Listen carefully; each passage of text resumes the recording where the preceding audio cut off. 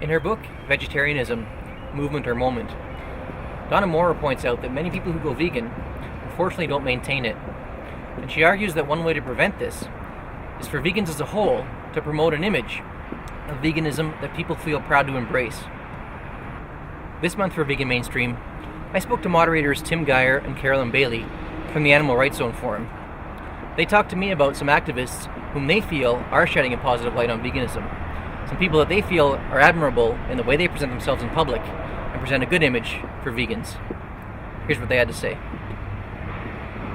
In speaking with the general public, they seem to group everybody together, and when they know of a big organisation, and there's a couple of big organisations here that are well known, it's the same thing. Everybody gets grouped together by the general public because they don't know any better, really, and I find it can be damaging. I think it makes sense to say that the general public assumes that the large organizations that they're aware of speak for the movement.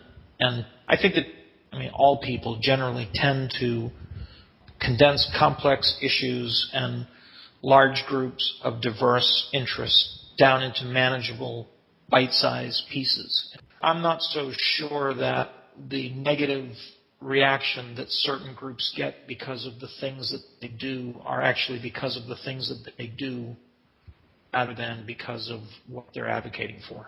I think that some of the shock things can be very damaging in terms of other advocates who believe that they're a little bit more serious, and particularly serious in a social justice movement, and it can be very disrespectful to other advocates.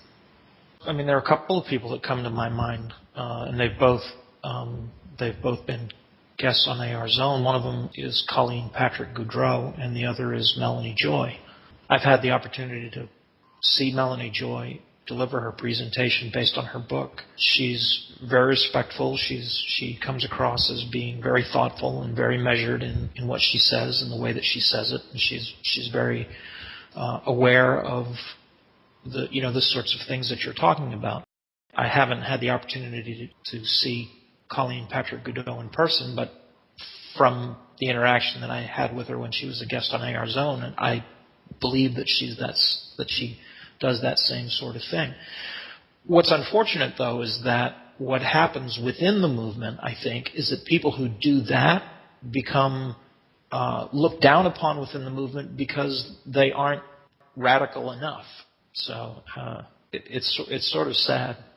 I have seen that happen with a number of advocates. I would also add that I think Tom Reagan presents himself in a wonderful way. I think he's classy and he's dignified, and he presents himself in a way that most people don't expect animal advocates to act, because he's so measured and calm and just he's a very classy man. I think another one is Dr. Will Tuttle as well. I think he's a wonderful advocate for many of the same reasons. Yeah, I would agree with that as well. I would just advise people to learn as much as they can. I think that the more people learn, the clearer it becomes that it is a moral issue and it's really not ethically acceptable to be eating other animals. It's important that people know that no one has to do everything all at once, and that it's what matters most isn't how one fails today, but what one tries to do better tomorrow.